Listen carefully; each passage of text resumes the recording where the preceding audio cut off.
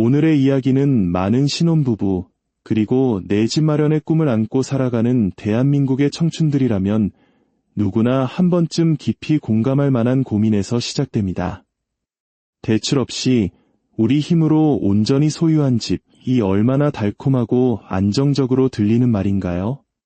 하지만 그 안정감이 때로는 더 큰 기회를 놓치게 만드는 족쇄가 될 수도 있다는 사실을 알고 계셨나요? 이 이야기가 여러분에게 깊은 통찰을 줄 수 있다면 잠시 시간을 내어 이 지혜를 주변의 소중한 사람들과 나눠주세요. 여러분의 공유와 구독은 저희가 더 좋은 콘텐츠를 만드는데 가장 큰 힘이 됩니다. 여기 올해 5월에 결혼한 한 신혼부부가 있습니다.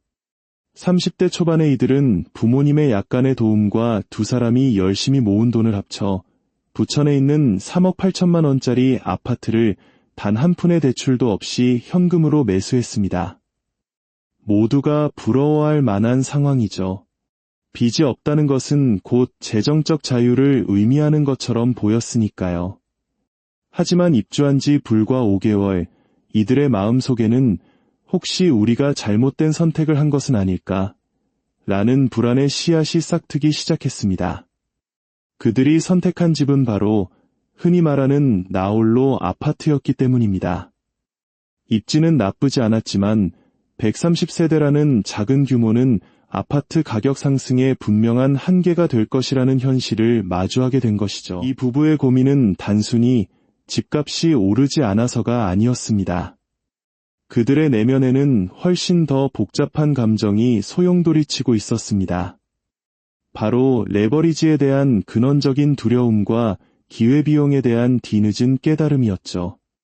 남편은 학자금 대출 한번 받아본 적 없을 정도로 빚에 대한 거부감이 강한 사람이었습니다. 그에게 수억 원의 주택담보대출은 상상만으로도 압박감을 주는 공포의 대상이었습니다. 그래서 그들은 자신들의 현금 범위 안에서 최선의 선택이라 믿었던 나홀로 아파트를 구매한 것입니다. 하지만 시장은 냉정했습니다. 그들이 집을 산 이후 가격 상승은 거의 없었습니다. 반면 대출을 활용해 더 좋은 입지의 대단지 아파트를 구매한 사람들의 자산은 꾸준히 불어나고 있었죠. 대출 없이 사는 안정감이 주는 마음의 평화는 상대적으로 가난해지고 있다는 냉혹한 현실 앞에서 흔들리기 시작했습니다. 그들은 깨달은 것입니다. 진정한 재정적 위험은 감당할 수 있는 수준의 좋은 빚을 지는 것이 아니라 아무도 원하지 않는 자산을 빚 없이 소유하는 것일 수도 있다는 사실을 말이죠. 흥미로운 점은 남편의 이중적인 투자 성향이었습니다.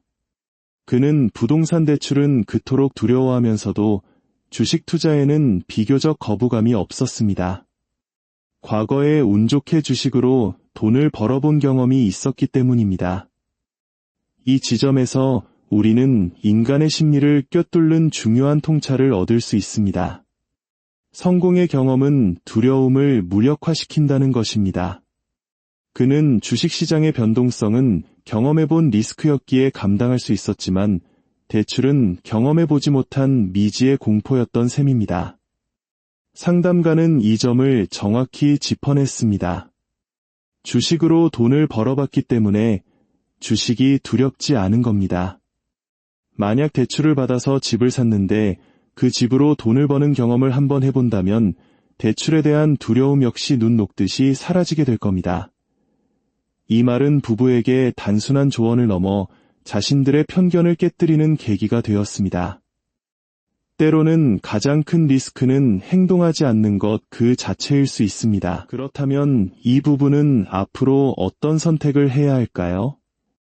여기서 아주 간단하지만 핵심적인 질문이 등장합니다. 만약 당신에게 중학교 1학년 딸이 있는 3인 가족이라면 지금 살고 있는 이 집에 만족하며 살 수 있을까요? 이 질문의 부부는 망설임 없이 아니요 라고 답했습니다. 아이의 학군, 주변의 유흥시설, 어두운 골목길, 부부 둘만 살기에는 괜찮았지만 아이를 키우기에는 부족한 환경이라는 것을 그들 스스로가 가장 잘 알고 있었던 것입니다. 이것이 바로 정답입니다. 부동산의 가치는 나에게 좋은 집이 아니라 다른 사람들도 살고 싶어하는 집에서 나옵니다. 내 부모님이 가까이 사는 것은 나에게만 장점일 뿐 시장의 다른 구매자들에게는 아무런 의미가 없습니다. 모두가 선호하는 집, 즉 좋은 학군과 쾌적한 환경을 갖춘 대단지, 아파트의 가격이 오르는 이유는 바로 이 보편적인 욕망 때문입니다.